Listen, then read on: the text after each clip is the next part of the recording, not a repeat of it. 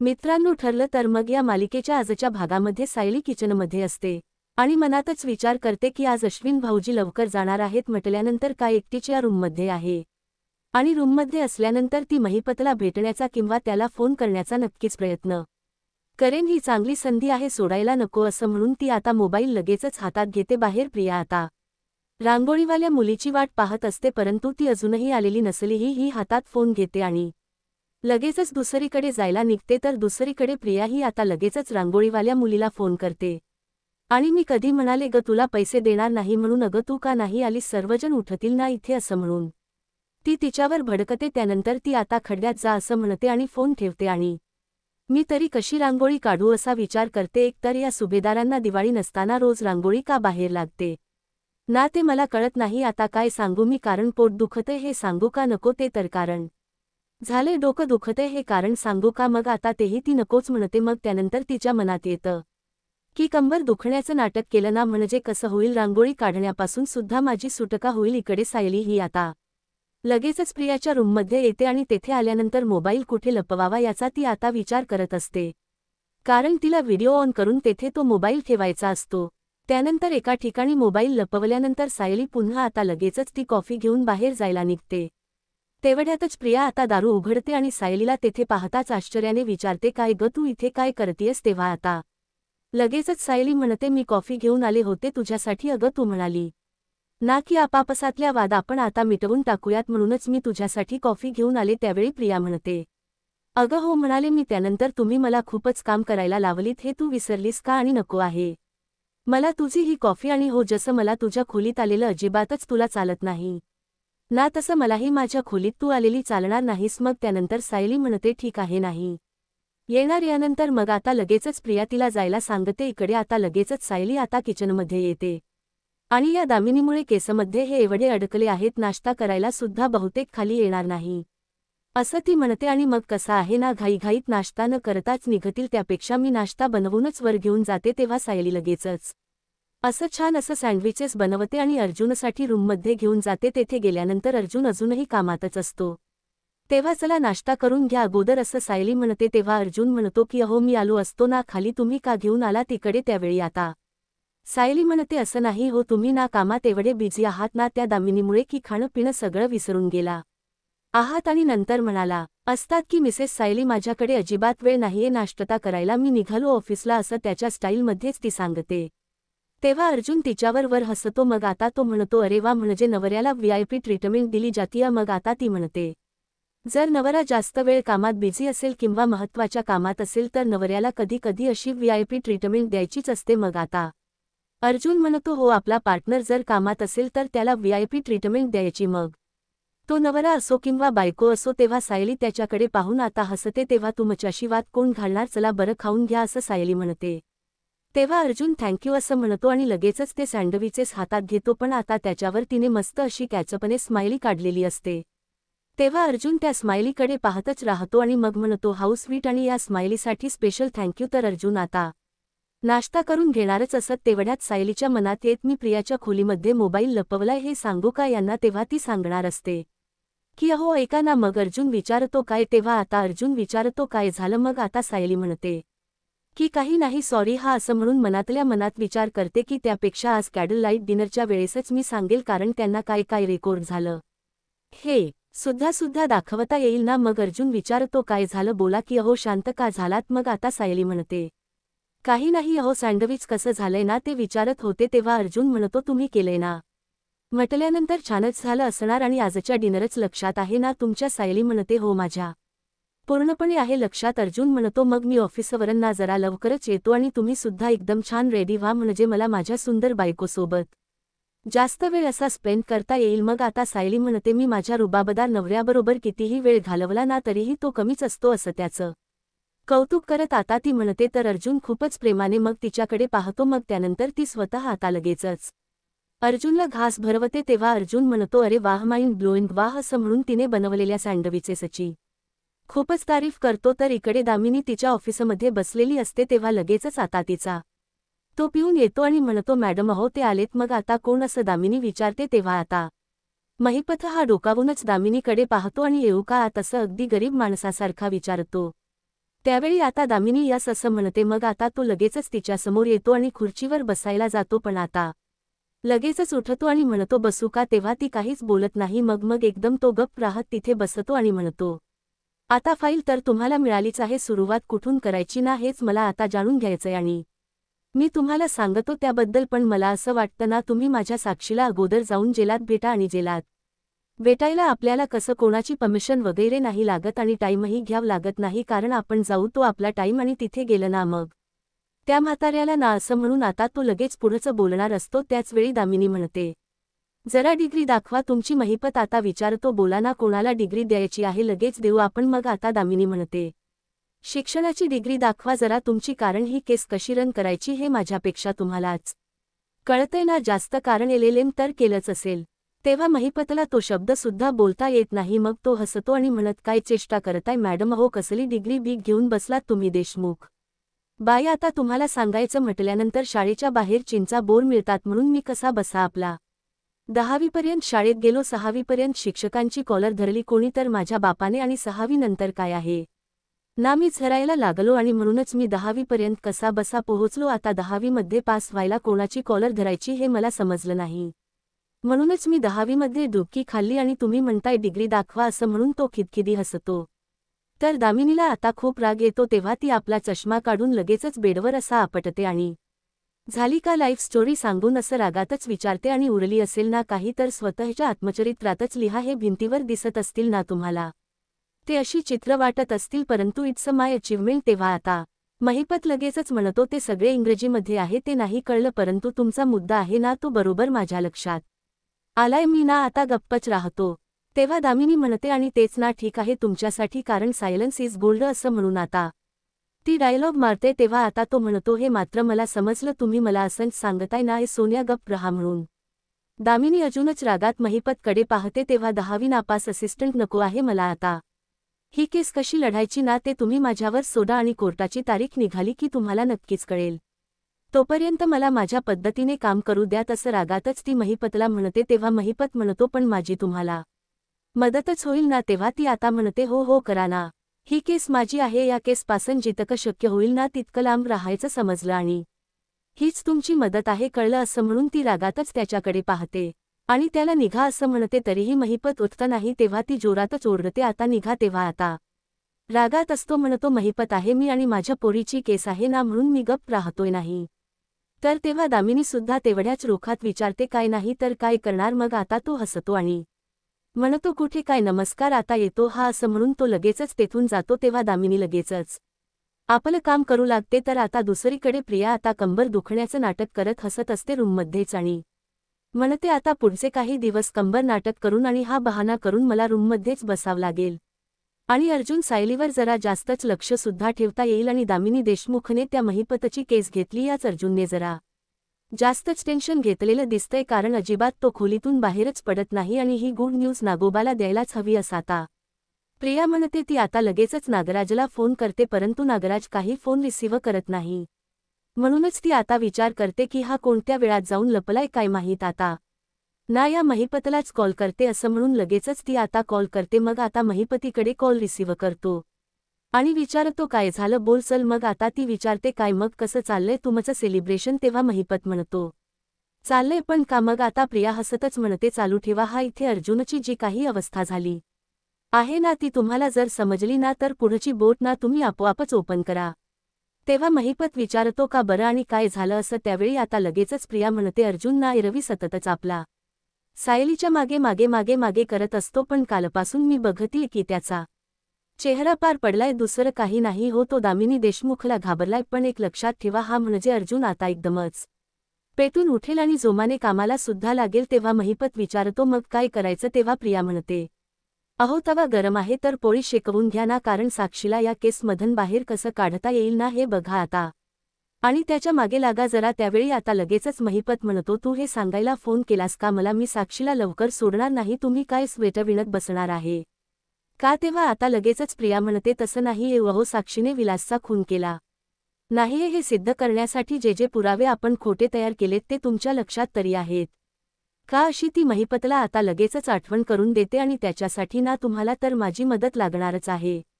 ना असंही म्हणते तेव्हा ते उभं करायला ना तू माझी मदत केली होती का असं महिपत रागात च विचारतो. मग आता प्रिया म्हणते नाही हो, पण साक्षीने विलासचा खून केलेला नाहीये आणि खून हा मधुभाऊंनी केलाय. मी माझ्या डोळ्यांनी पाहिलंय, अशी खोटी साक्ष तर मीच दिली ना हो, त्यामुळे असं माझ्याशी उद्धटपणाने अजिबातच बोलायचं नाही, कारण उद्या जाऊन जर मला वाटलं कोर्टात जाऊन सगळं काही खरं सांगावं तर तुम्ही आणि तुमची साक्षी कुठे तोंड लपवालो. तेव्हा महिपत आता लगेचच म्हणतो तू एकदम टोकाला काय जातेस ग. तेव्हा प्रिया म्हणते तुमचं काम झालं ना, तुम्ही ना दादागिरी करता माझ्यावर. तुमचं पारड नेहमी माझ्या पारड्यापेक्षा खाली असायला हवं आणि त्यामुळे तर एवढी मेहनत करून या सुभेदारांच्या घरात मी शिरले आहे, त्यामुळे तुम्ही आता माझं काहीही नुकसान करू शकणार नाही. हिपत म्हणतो आम्ही कशाला तुमचं नुकसान करू, आणि तुझं तरी आता आम्ही सुद्धा कधी कधी तुमच्या कामी येतो ना, एवढा सुद्धा भरोसा नाही का आता आमच्यावर वर. मग आता प्रिया म्हणते की तुमच्यापेक्षा जास्त तर माझा दामिनी देशमुखवर भरोसा आहे हो, कारण साक्षीने विलासचा खून केलाय हे माहीत असून सुद्धा तिने एवढ्या कॉन्फिडेंटली ही केस घेतली, तिथेच ती अर्धी बाजी जिंकली सुद्धा आहे. तेव्हा महिपत म्हणतो त्या दामिनी देशमुखला तिचं काम करू दे, तू तुझं काम कर. तू त्या सुभेदाराच्या घरामध्ये खणत रहा, काहीतरी खजिना नक्कीच सापडणार. तेव्हा प्रिया म्हणते ते मी करतेच आहे हो, कारण अर्जुन आणि सायलीच्या खोलीमध्ये जेव्हा मी शिरले होते ना, तेव्हा ऑलमोस्ट त्या व्हिजिटिंग कार्डपर्यंत मी पोहोचलेच होते, पण हाताला असं ठोस काही लागलं नाही, तर मी तिकडेच असे तुकडे तुकडे पाडले असते. पण अर्जुन आणि सायली त्या बुटीकपर्यंत पोहोचले आहेत हे नक्कीच. तेव्हा महिपत आता लगेचच तिला सांगतो की त्या अर्जुन सुभेदारावर लक्ष ठेव आणि त्या पाटलावर सुद्धा आणि त्या किल्लेदारावर सुद्धा लक्ष ठेव, कारण तुला वाटतं ना तितक हे प्रकरण सोपं नाहीये. तेव्हा प्रिया आता लगेचच म्हणते तो किल्लेदारांना सध्या माझ्यावर वर खूप भडकलाय, पण माझा विषय येतो ना तेव्हा तो नुसताच आपला आरडाओरडा करतो. ते म्हणतात ना भुंकणारे कुत्रे चावत नाही वगैरे, त्यातलंच आहे त्या किल्लेदारच, कारण त्याच्या लाडक्या तन्वीने डोळ्यातून जरा पाणी काढलं ना लगेचच तो विरघळेल. आणि तसंही अण्णा सर, माझ्या आजूबाजूला ना एवढे मूर्ख लोक भरले आहेत ना हो. त्या दिवशी ना तुमच्याकडे जेव्हा मी पार्टीला आले ना, तेव्हा मी घरात काय सांगितलं की मी प्रतिमाला भेटायला गेले, पण अजूनही कुणाला एक काहीही कळलेलं नाही. तेव्हा आता महिपत म्हणतो जास्त उडू नकोस, तू त्या घरात राहते ना, तर त्याचा मला काहीतरी असा फायदा होऊ देत आणि मगच बोल, समजलं. उगीच माझा वेळ खाऊ नको तोपर्यंत आता ठेव फोन, कळलं. असं म्हणून आता लगेचच महिपत फोन ठेवतो. तर हे सगळं काही बोलणं आता प्रियाच त्या मोबाईलमध्ये रेकॉर्ड होतं. तेव्हा आता प्रिया लगेचच म्हणते फायदा तर होणार महिपत शिकरे, फायदा तर होणारच आहे, फक्त तुझा नाही तर त्या दामिनी देशमुखमुळे आपल्या सर्वांचाच फायदा होणार. इकडे सायली आता रूममध्ये असते आणि जरा आपला ड्रेसिंग टेबल स्वच्छ करत असते आणि गाणं सुद्धा गुणगुणत असते. तेव्हा मात्र अर्जुन आता तिच्याकडे पाहून हसतो. त्यानंतर आता ती पुन्हा एकदा गाणं गुणगुणू लागते. अर्जुनलाच प्रश्न पडतो आज असं काय झालंय. तेव्हा तो आता विचारतो काय झालंय आज, तुम्ही तर हसायच्या थांबतच नाही आहात, एवढं झालंय काय. त्यावेळी सायली म्हणते आज आपल्याला खूप मोठे यश मिळणार आहे, कारण एक महत्त्वाची गोष्ट आपल्या हाती येणार आहे. तेव्हा सायली म्हणते की ते सरप्राईज असणार आहे. तेव्हा अर्जुन म्हणतो हे पहा, हा सरप्राईज वगैरे मला काही माहीत नाही, मला आत्ताच्या आत्ता सांगा बरं. तेव्हा सायली म्हणते असं का करताय, ही खूप महत्त्वाची गोष्ट आहे, त्यामुळे योग्य वेळ आल्यानंतर मला सांगू द्यात ना. मग तुम्हाला आता मी तुम्हाला एवढंच सांगू शकते, तुम्ही ते जे म्हणता ना नेहमी नुसतं बोलून दाखवायचं नाही, करून दाखवायचं. ते काय म्हणतात त्याला एकजी. त्यावेळी अर्जुन म्हणतो एक्झिक्यूट. तेव्हा सायली म्हणते मी तेच करून दाखवलंय. तेव्हा अर्जुन म्हणतो असं काय केलंय तुम्ही, मला आता पटकन सांगा. असं म्हणून तो आता लगेच तिला विचारू लागतो. तेव्हा सायली म्हणते आज रात्री आपण जेवायला जाणार आहोत ना, मग तेव्हा सांगेल ना मी तुम्हाला, आणि तुम्ही सुद्धा खूप खुश होणार आहात, कारण ती गोष्टच तितकीच महत्त्वाची आहे आणि आपल्या केसला त्याची तर खूप मदत सुद्धा होणार आहे. तेव्हा आता अर्जुन म्हणतो अरे वा, माझा केस पार्टनर तर जास्तच काम करताना दिसतोय. मग सायली म्हणते हो नाही तर काय, आणि तुमचा केस पार्टनर किती हुशार आहे ना, हे सुद्धा तुम्हाला रात्री लगेचच समजेल. तेव्हा अर्जुनात अगदी खळखळून हसतो आणि म्हणतो ओके बॉस, चालेल. इकडे आता मधुभाऊ हे आता लगेचच हॉलमध्ये येतात आणि विमलला म्हणतात माझ्या रूममधलं पाणी संपलं आहे, तेवढं देताय का. तेव्हा विमल आता हो असं म्हणते. तर आता प्रिया सुद्धा तेथेच बसलेली असते, तीच अगोदर मोबाईलकडे लक्ष असतं.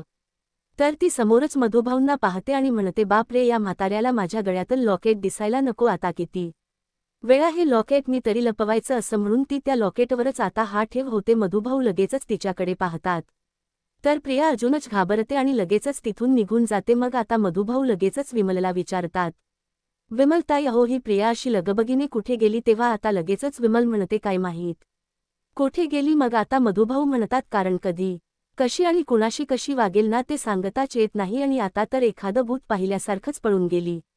मग आता विमल हसते आणि म्हणते जाऊ द्यात पण मधुभाऊ तुम्हाला काही लागलं ना तर सांगा. हा तेव्हा मधुभाऊ हो असं म्हणतात आभारी आहे हा विमल ताई असं म्हणून ते लगेचच तेथून जातात. इकडे प्रिया आता रूममध्ये येते आणि तेथे आल्यानंतर आता ती लगेचच मनात विचार करते की बापरे या लॉकेटच ना काहीतरी करायला हवं. मधुभाऊंनी हे लॉकेट पाहायलाच नको त्यापेक्षा ना हे लॉकेट मी काढूनच ठेवते आणि म्हातारीने विचारलं ना तर तिला काहीतरी कारण देऊन मी गप्प तरी बसवेल. पण लहानपणी जे लॉकेट सायलीच्या गळ्यात होतं ना ते मधुभाऊंना कळलं तर खूप खूप मोठी रिस्क आहे असं म्हणून ती लगेच आता तिचं लहानपणीच्या आठवणींच जे गाठोड असत ना ते त्या ड्रॉवरमधून काढते आणि लगेचच ते लॉकेट आता गळ्यातून काढते आणि त्या गाठोड्यामध्ये ठेवते आणि म्हणते की आता मधुभाऊंना कळण्याची काहीच भीती नाही. आता सायलीने जो मोबाईल ठेवलेला असतो ना त्यामध्ये सगळं काही रेकॉर्डिंग झालेलं असतं. तर इकडे सायली ही आता आपली पास घेते आणि अर्जुनला विचारते निघायचं का. तेव्हा अर्जुन म्हणतो हो निघूयात ना पण थांबा हा त्या अगोदर जरा अँब्युलन्सला फोन करतो. सायली विचारते कशाला अँब्युलन्सला फोन. मग आता अर्जुन म्हणतो की कसं आहे ना तुम्ही एवढ्या सुंदर दिसत आहात ना मिसेस सायली की माझा बीपीच वाढलाय आणि आता तुमच्याकडे असंच जर बघत राहिलो ना तर नक्कीच मला चक्कर सुद्धा येईल त्यामुळे अशी अँब्युलन्स रेडी असलेली बरी ना. तेव्हा सायली हसते आणि म्हणते तुम्ही गप्प बसा हो. मग आता अर्जुन एकदम इमोशनल होतो आणि सायलीकडे पाहत म्हणतो की तुमचं सौंदर्य पाहून माझा बीपी कितीही वाढला ना तरीही आजची डेट मी अजिबातच स्पॉईल होऊ देणार नाही. मग आता सायली अर्जुनकडे पाहून खूपच गोड हसते. तेव्हा आता अर्जुनला लगेचच ती म्हणते की ऐका ना तुम्ही गाडी काढा मी आलेच. हा अर्जुन म्हणतो नाही आपण ना एकत्रच जाऊयात. मग आता सायली म्हणते अहो तुम्हाला जे सरप्राईज द्यायचे ना ते घेऊन येते मी म्हणून म्हटलं की तुम्ही गाडी काढा मी आले की तुमच्या पाठोपाठ. तेव्हा अर्जुन ओके लवकर या असं म्हणतो. इकडे प्रिया रूममध्ये असते आणि काहीतरी मोबाईलवर पाहत असते पण तिची बॅटरी लो झाल्यामुळे आता तीर्थरूप लगेचच ड्रॉवरमधून चार्जर घेत असते. मग आता तिचं लक्ष सगळं त्या मोबाईलकडे जातं. तेव्हा ती आता खूपच घाबरते आणि म्हणते हा मोबाईल आता माझ्या रूममध्ये चोरून कोणी मोबाईल ठेवला असेल. आता 100% हे काम अर्जुन आणि सायलीच असणार पण त्यांनी हा फोन ठेवला कधी असेल हा विचार आता प्रिया करते. तेव्हा लगेचच तिला समजत सकाळी जेव्हा मी रांगोळीचा डबा घेऊन माझ्या रूममध्ये आले तेव्हा सायली नेमकी माझ्या रूममध्ये आली होती त्यासाठी तर कॉफी देण्याचा बहाणा करून आणि जेव्हा मी तिला विचारलं की तू इथे काय करतेस तर कॉफी तुला द्यायला आले होते असं तिने खोटं कारण सांगितलं. आता हात सायलीचा प्लन सगळं काही तिच्या लक्षात आलेला असतो.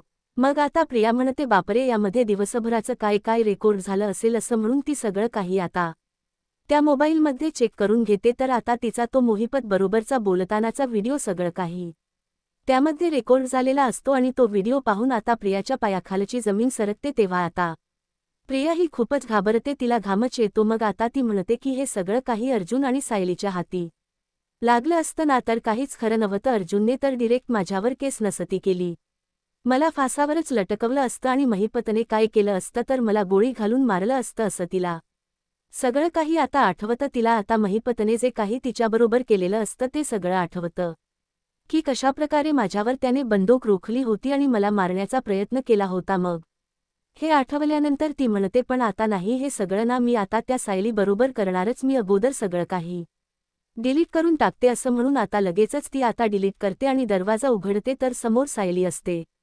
मग प्रियाला समजत ही मोबाईल घेण्यासाठी आली त्यामुळे ती रागातच सायलीला विचारते अगं हल्ली माझ्या खोलीतल्या तुझ्या फेऱ्या तर खूप वाढल्या आहेत ग काही विशेष आहे का. तेव्हा सायली म्हणते तसं विशेष काही नाहीये तर हॉलमध्ये कोणीच नव्हतं आणि म्हणूनच मी तुला इथे सांगायला आले की आम्ही बाहेर जातोय. मग आता प्रिया विचारते अच्छा हॉलमध्ये खरंच कोणी नाहीये का. चला आता आपण ना सर्वांना बोलूयात. सायली विचारते आज कशाला पण सगळ्यांना. मग प्रिया आता लगेचच तिचा हात पकडते आणि तिला लगेचच हॉलमध्ये घेऊन जाते. इकडे अर्जुन मात्र सायलीची वाट पाहत गेट बाहेरच उभा असतो पण सायली अजून आली नसल्यामुळे तो विचार करतो की मिसेस सायली अजून का नाही आल्या. त्यानंतर इकडे आता सायलीला ओढत ओढतच प्रिया आता सायलीला हॉलमध्ये घेऊन येते आणि आई असं म्हणून ती घरातील सर्वांनाच आवाज देते. तेवढ्यातच कल्पना प्रताप विमल पूर्णा आजी हे सर्वजण तेथे येतात आणि काय झालं तन्वी असं विचारतात. मग आता ती म्हणते या घरामध्ये काय काय घडतंय ना ते सांगायला मी तुम्हाला इथे बोलवले म्हणजे असं. आता लगेचच कल्पना विचारते तेव्हा प्रिया म्हणते माझी छोटीशी जरी चूक झाली तरीही ती चूक सर्वांना सांगण्यासाठी सायलीना एका पायावर तयार असते आणि मग पुढे जाऊन जर ही एक मोठा गुन्हा करते तर याची शिक्षा हिला मिळायला नको का. मग आता पूर्णा आजी विचारतात आता काय केलं हिने. तेव्हा सायली आता म्हणते की मला सुद्धा काही कळत नाहीये अगं प्रिया, नक्की काय झाले? तेव्हा प्रिया आता लगेचच हसत म्हणते, पूर्ण आजी किती भोळा चेहरा आहे ना हिचा, या भोळ्या चेहऱ्यामागे किती कपटी मन आहे ना याचा पुरावा आहे माझ्याकडे. तेवढ्यातच अर्जुन सुद्धा आतमध्ये आलेला असतो आणि प्रियाकडे पाहतच राहतो. त्यानंतर प्रिया आता म्हणते की हा फोन कुणाचा आहे? मग सायली आता डोळे बंद करते आणि म्हणते हा फोन माझाच आहे. त्यावेळी आता सर्वांनाच मोठा धक्का बसतो की प्रियाकडे हा फोन कसा? मग आता प्रिया म्हणते दुसऱ्या प्रश्नाचे सुद्धा असंच उत्तर दे, आणि हा फोन तू कुठे लपवला होता? तर सायली आता काहीही बोलत नाही, अर्जुनकडे पाहतच राहते. त्यावेळी हा फोन माझ्या खोलीमध्ये कोणी लपवून ठेवला होता बरं, असं आता पुन्हा एकदा प्रिया विचारते. तेव्हा आता सायली काहीच उत्तर देत अश्विन सुद्धा तितक्यात तिथे आलेला असतो. मग आता प्रिया स्वतःच सांगते हा फोन ना यांनी माझ्या खोलीमध्ये लपवून ठेवला होता. तेव्हा हे ऐकून आता सर्वांनाच खूप मोठा धक्का बसतो आणि ह्या फोनचा व्हिडिओ कॅमेरा सुद्धा सुरू होता असं लगेचच प्रिया म्हणते, आणि आमच्या खोलीमध्ये जे काही घडत होतो ना ते व्हिडिओ रेकॉर्ड व्हावं ना यासाठी यांनी हा फोन ठेवला होता. मग आता अश्विनला खूपच राग येतो. तेव्हा लगेचच आता कल्पना विचारते काय तन्वी सांगते ते खरं आहे का? तेव्हा अर्जुन आता सायलीकडे पाहतच राहतो, तर सायली सुद्धा अर्जुनकडे पाहते आणि मग अर्जुन म्हणतो मम्मा मला असं वाटतंय ना काहीतरी मिसअंडरस्टँडिंग आहे. हे पहा माझी बायको तर असं कधीही करणार नाही. प्रताप म्हणतो अरे जर तिने काही केलेलं नाहीये मग अशी मान खाली घालून ती का उभी आहे? तेव्हा प्रिया रागातच म्हणते मान वर करायला तेवढी लायकी असायला हवी ना, हिने एवढं घाणेरडं काम केले ना तरही आपल्या नजरेला नजर तरी कशी मिळवू शकणार आहे बाबा? तेव्हा अश्विन आता विचारतो तू किती खालच्या लेव्हलला गेली आहे, तुला कळतंय का? आणि हे सगळं करताना तुला जराशी सुद्धा लाज नाही वाटली का? असा आता राग व्यक्त करत तो सायलीला जाब विचारू लागतो. तेव्हा प्रिया म्हणते अरे अश्विन, कारण ती ना लाजलज्जा सगळं काही अगदी सोडून बसली आहे. कारण इतरांना लेक्चर द्यायला तर ती अगदी पुढे करत असते, पण स्वतः किती केळसवान वागली आहे तुला माहीत आहे का? मग आता अश्विन लगेचच सायलीला जा विचारतो की हे सगळं तुला का करावंसं वाटलं? तुला आमच्यावर लक्ष ठेवायचं होतं म्हणून का? तेव्हा सायली अर्जुन एकमेकांकडे पाहतच राहतात. तेव्हा आता लगेचच प्रिया म्हणते अरे आपल्यावर नाही, फक्त माझ्यावर हिला लक्ष ठेवायचं होतं ना, आणि म्हणून हिने असं हे केलं. अरे तिच्या मनात माझ्याविषयी एवढं विष भरलंय नाही, कुठे चुकतीये का? हेच फक्त तिला बघायचं होतं, म्हणजे ती मोठी ठरेल ना सर्वांसमोर. तेव्हा घरातील सर्वजण आता सायली पहिलीकडे खूपच रागात पाहत असतात, तर प्रिया अजूनच घरातील सर्वांना भडकवून देण्याच्या प्रयत्नात असते. तिने माझ्या विरोधात पुरावे गोळा करण्याचं ठरवलं होतं, तर सायलीचा आता घरातील सर्वांसमोर ती अपमान करते आणि तिचा प्लॅन सुद्धा उघड करते. पण सायली आता तोंडातून एक शब्द सुद्धा काढत नाही, एकदमच गप्प राहते. तर आता मित्रांनो पुढील भागामध्ये ती घरातील सर्वांसमोर तीच मत मांडते. तेव्हा प्रिया आता लगेचच तिला विचारते मी पूर्ण आजी, आई, त्याचबरोबर बाबा या सर्वांना फसवते असं तुला कसं वाटू शकतं ग सायली? तू स्वतःला चांगलं सिद्ध करण्यासाठी मला वाईट ठरवायला निघाली आहे का? मग आता अश्विन लगेच सायलीवर आरोप करतो की तुला या घरात तन्वी जे प्रेम मिळतं, जी माया मिळते ना, हेच त्या सायलीला बघवत नाही. तेव्हा अर्जुन आता लगेचच म्हणतो तुझी बायको खोटेपणा करून मान मिळवती ना, हा आमचा प्रॉब्लेम आहे समजलं. आज माझ्या बायकोला पुरावा मिळाला नाही, कारण तिने चुकीच्या पद्धतीने मिळवण्याचा प्रयत्न केला.